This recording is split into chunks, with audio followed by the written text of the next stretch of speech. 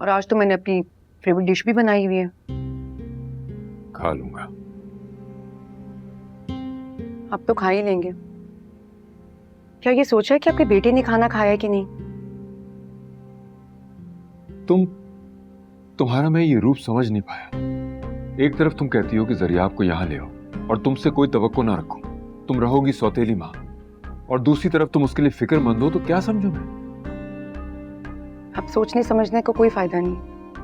अपनी बीवी को सोचने समझने का वक्त तो हाथ से खो बैठे हैं। और जहां तक रही मेरी बात, तो मैं आपको पहले से बता चुकी हूं कि मुझे आपके बेटे से सिर्फ हमदर्दी है, बस। वो बच्चा मेरा बेटा है और उन्हीं हालात से गुजर रहा है जिससे तुम बचपन में गुजरी हो। तुम ये सगे और सौतेले का फर्क मिटा क्यों नहीं देती? आपके बेटे का प्रॉब्लम सिर्फ उसकी टीचर है। उसको ना तो अब आपकी जरूरत है और ना उसकी माँ की। वो आप दोनों को अपना मुजरिम समझता है, जो कि आप दोनों हो भी, बिल्कुल मेरे माँ बाप की तरह। ज़रियाब को अगर सुकून मिलता है ना, तो सिर्फ अपनी टीचर के साथ। अगर आप हानिया को ढूंढ लें तो शायद उसे सुकून मिल जाए, और शायद वो आप दोनों को माफ भी कर दे। इसके बारे में सोचें आप कि उसको कैसे ढूंढना है। खाना खाएं।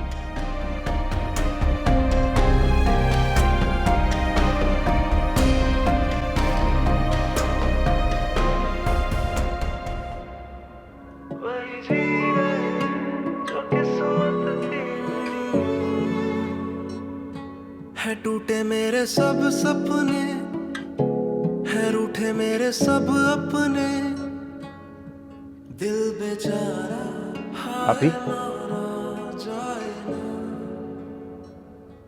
आप ही हमें माफ कर दीजिएगा। आपने हमारे लिए बहुत कुछ किया है। आप ही की वजह से आज हम इस मकाम तक पहुंचे हैं। किस मकाम की बात कर रहे हो तुम दोनों? मुझे बेचकर यूरोप जा रहे हो? इस मकाम की? आप ही इस बार खबरदार, ये लफ्ज़ अपने मुंह से ना निकालना। नहीं हूं मैं आप ही तुम लोगों की, एक बिकाऊ चीज हूं जिसको तुम लोग बेच चुके हो। तो बस फिर अब और क्या चाहते हो मुझसे?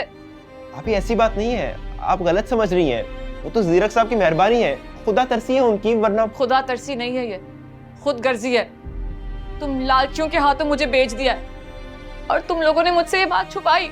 अप्पी, अम्मी ने मना किया था हमें आपको कुछ बताने से।